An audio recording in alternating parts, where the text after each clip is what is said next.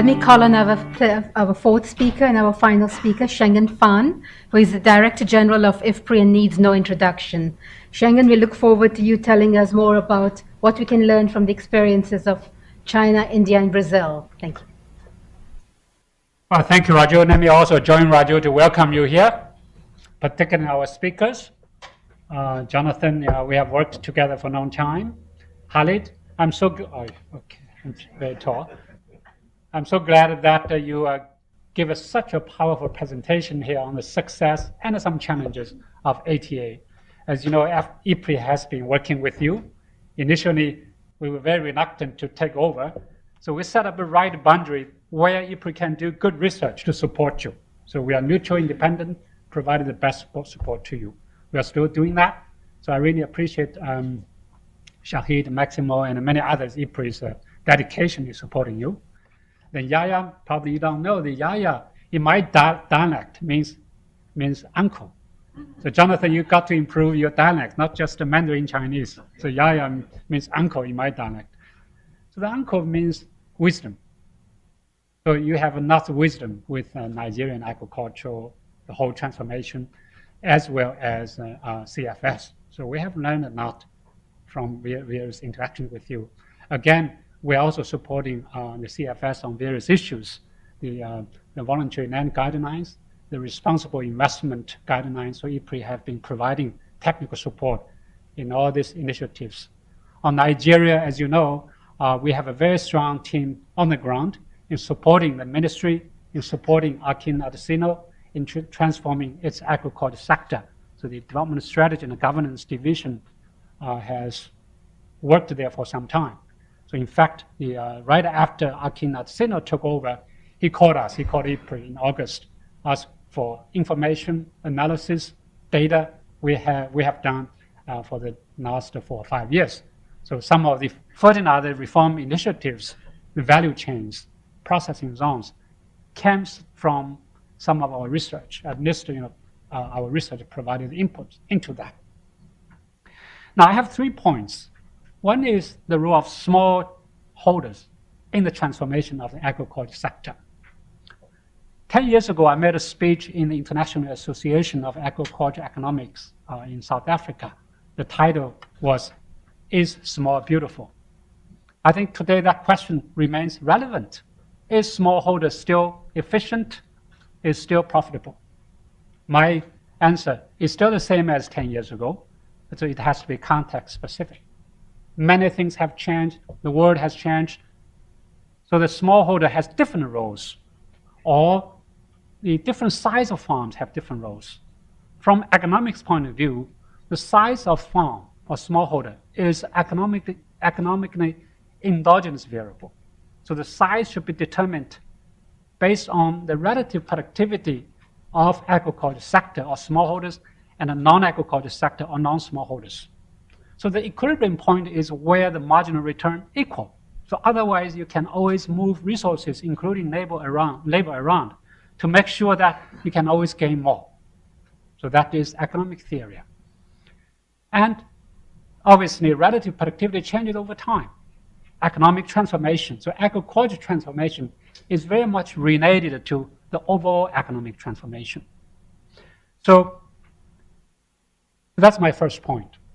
So size, the context-specific size of farm and the context-specific role of smallholders in promoting the whole transformation of agriculture. My second point is how China, Brazil, and India's experience can have implications or can be shared with Africa. It is clear that the initial investment in irrigation, in research, in rural infrastructure, in marketing played a huge role in the smallholders transformation in agriculture. Jonathan or Yaya mentioned about a 10% budget allocation to agriculture. Just for your information, Asian countries spend 10 to 15% of their national budget on agriculture just before the Green Revolution, and even during the Green Revolution. So the 10% budget allocation didn't come from the heaven. It's based on the experience in Asia, based on IFPRI's analysis, why we need a 10% budget allocation. Yeah, it's ambition, it's a vision, but it also has sound base, sound analytical base. Now, obviously, the Asian economy has been transformed. Now the question is small still beautiful? I think in many cases, they have become not beautiful anymore. So the whole transformation process has redefined the role of smallholders. So let me just give you an example of my whole village. My whole village is a very good example of the Asian agriculture transformation.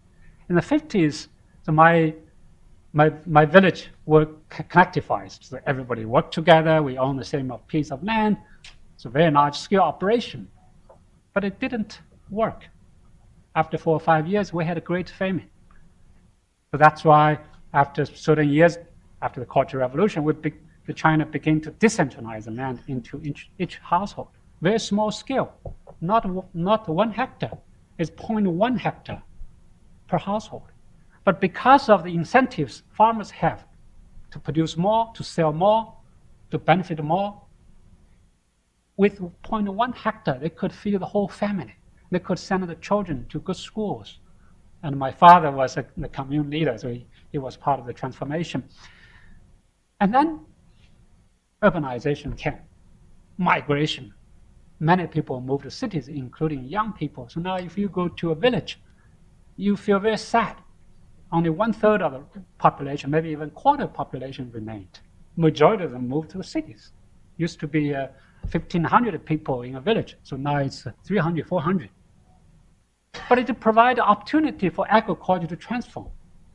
So there was a very smart investor from a neighboring commune who came to our village. He said, hey, instead of small piece of land owned by you guys, can I contract with you and I can consolidate the land into a bigger piece? The villager said, yes, fine. So my brother, my second brother, took over from my father as a village leader. He coordinated the villagers, said, hey, why don't we work together? We rented this land to this investor. So the investor, with the consolidated land, borrowed the money from local government to put the investment, particularly greenhouses, on that piece of land. And he began to produce vegetables and fruits. So farmers now don't do anything. The rent is bigger than the net income they could get from farming. So that's one source of income. Another source of income is labor. This investor needs labor to help to weed, water the vegetable in the greenhouses. The elderly people make $10 a day just by simply doing some exercise, watering the plants. So mutual benefit. So smallholders need this investment for 2 sources of income, and the investor needs land. So the contract is mutual. So the transformation happens not only in my village. It happens in many parts of China. It happens in Vietnam, and gradually in India and many other places. So that sort of transformation goes beyond smallholder land. So the farming skill has become very large. But now the question is, in Africa, can we do that in Africa? Big question. Africa needs a big, very vibrant urban sector to absorb labor, workers from agriculture sector. Without doing that, then Africa will have much faster urbanization without industrialization. So the consequence is you have lots of urban slums. So people in the city do not have jobs. They create a problem, violence. What should we do in Africa? Young people is an opportunity. Last year in 2012, IFPRI published a Global Food Policy Report. There's a chapter on youth employment in agriculture, authored by Karen Brooks. I saw Karen here a couple of, she's still sitting there. So the young people present a great opportunity for Africa. Don't they move to cities without jobs. Provide good opportunities for them in their village. They can access to land, good land. They can access to credit. They can access to agriculture services. And with incentives, I'm very sure the farmers will be, these young farmers will be able to convert agriculture to business. So this is something we must do, not to push them to the cities, to provide opportunities for them. Now my third point is how China, India, and Africa work with, China, India, Brazil work with Africans, to bring their technologies, markets, know-how, practices to Africa. We have seen lots of engagement already. Brazil is investing in many, how do you call that, Northern countries. 5 countries have investment. China is also in many countries, Nigeria, Ethiopia, I mean the 2 countries we have discussed here. India is doing the same thing after the India-China summit. So there are great opportunities that we can work together to bring the markets. I just had a chat with Yaya about a Chinese businessman. He was very much interested in importing cassava chips from Nigeria for feed, and not necessarily just for biofuel, for feed starch. Market is there, but he's worried about scale.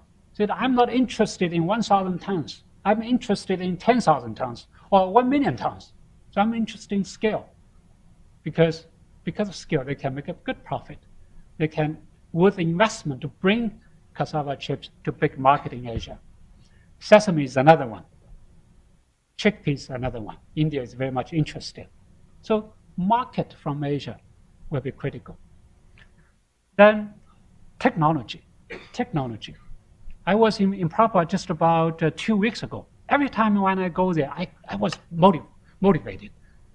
So much excitement from that first-class research institution. Because of 2 things, their soybean yield tripled within like 10, 20 years. One is soil improvement. The vast area of Brazil has very acid soil.